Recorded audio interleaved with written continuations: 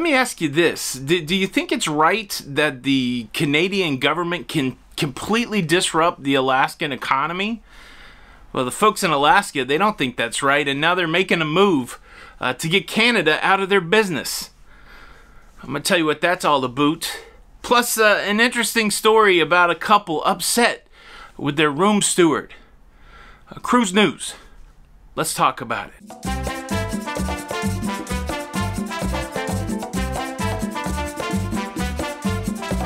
Hey, what's up everybody? Welcome back to Lido, Loca. I'm your host Tony, here with the latest cruise news updates. Well, it's Saturday night. It's, what time is it? It's 10:30 p.m. here on the Majestic Princess, my last day on assignment.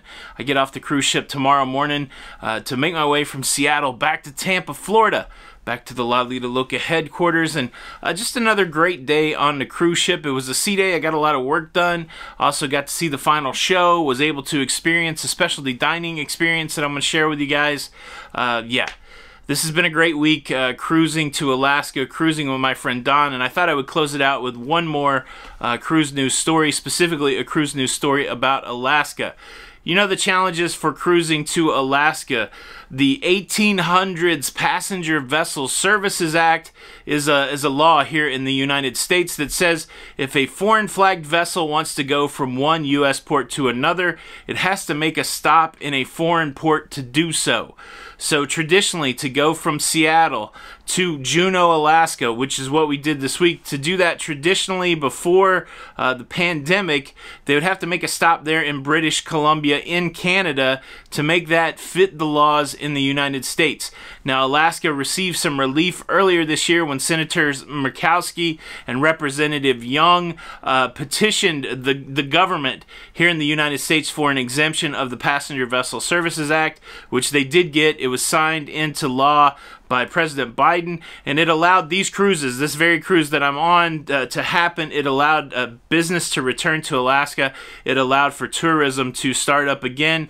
Many of the folks there in Alaska thought that their whole 2021 season would be out the door. We talked to a local representative in Ketchikan, and she told us sad stories about local businesses going under, waiting for cruising to resume in the state. And so a precarious position that the state of Alaska is in, and the lawmakers there in Alaska said that, look, we should not be held by whatever Canada does. And so they are introducing legislation into Congress coming up in the next couple weeks that would make the exemption to the Passenger Vessel Services Act permanent. Basically saying that cruising ships that are carrying over 1,000 passengers would no longer be under the rules and regulations of the Passenger Vessel Services Act. This would essentially cut British Columbia cruising out of the mix. Right now the exemption goes until cruising resumes in Canadian waters, until cruise ships can return to Canadian waters, or until the end, I believe, of March of 2022. And but Canada is going to allow cruise ships into their waters coming up in just the next couple months in November. But if there's a permanent exemption to the Passenger Vessel Services Act, then Canada is no longer needed. So interesting dynamics at play here. It doesn't seem like Alaska is trying to cut out stops in Canada, but it would be interesting to see if an exemption to the Passenger Vessel Services Act effectively cut out the stops in Canada. Look, it's an interesting conversation from an economics perspective. Should another sovereign nation like Canada be able to disrupt the economy of a state in a different sovereign nation, of course, the United States? You know, on surface, on paper, you would go no. You know, Alaska should be able to do business without Canada being able to stop their business, which because of the Passenger Vessel Services Act, which is an American law. I mean, no fault to Canada, no shade on Canada. It's not Canada's fault that the Passenger Vessel Services Act exists, but it does put Alaska in a precarious situation where Canada, what happens in Canada affects the tourism in Alaska. Interesting stuff. More to say about that toward the end. I do want to share another story with you real quick. Before I get there, let me quickly invite you to subscribe if you like staying up to date with everything that's going on in cruising. please consider subscribing with the notification bell on. That way you don't miss out on any of these episodes. I got a lot more of my Alaska adventure to share with you, so be subscribed. It doesn't cost anything. Only about 50% of you guys are subscribed. I'm trying to get that to 60%. If you've ever considered subscribing, just please do that. It helps me out. Thank you in advance. Here's something I read a few days ago. Coming out of Carnival, John Heald, the brand ambassador over there, he hosts questions, and he posted this story of a couple who got up early to go to the gym. And when they left their cabin to go to the gym, the room steward came in. I think it was the gym or the pool, maybe the spa. The details are foggy now at the end of my cruise, but the gist of the story is this. They left the cabin kind of early in the morning, and when they left the cabin, their room steward went in to do the daily cleaning, and these folks came back while the room steward was doing their daily cleaning, and it threw off their whole day.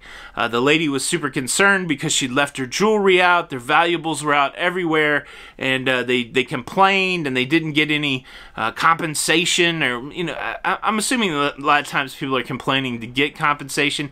These people didn't get anything, but their big beef was that there should be a way to tell the room steward not to come in their room when they're out doing whatever, when they don't want the room cleaned.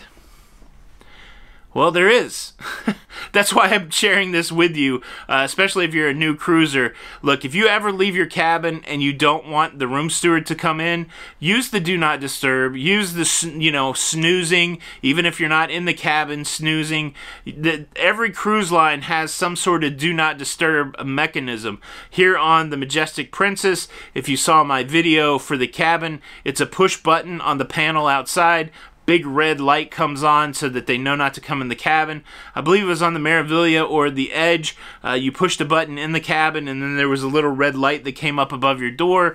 On Carnival, there's a placard, like a do not disturb thing that you hang on the wall or hang on the door handle that says do not disturb. It says like snoozing. Nobody should be writing these letters and trying to get compensation. It's really on them for not indicating that they didn't want the cabin steward to come in and do their job.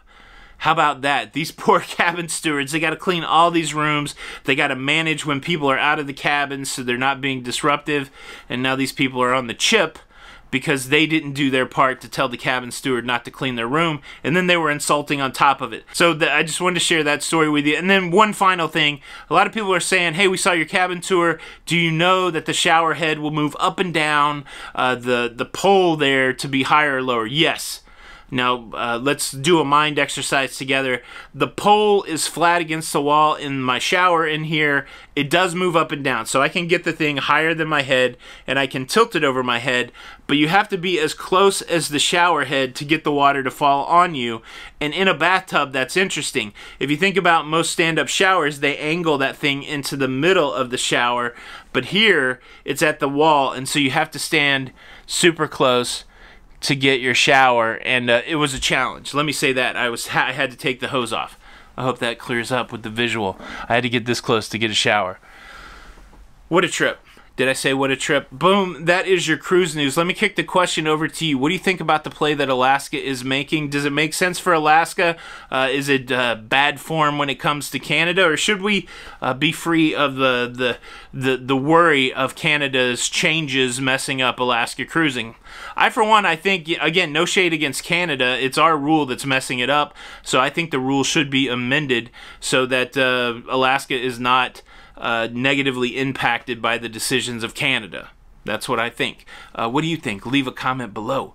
Thank you so much for checking out the show today. Please hit the like button, or ooh, I was going to say something about being late for a plane, but I do not want to jinx myself. Please hit the like button, or you'll find that the grout in your shower is dirty, and strangers will notice it and comment on it. That could happen. Thanks so much for watching the show. This is Tony with Lido, Loca, and until the next time, we'll see you on the Lido. Bye. See you back in Florida.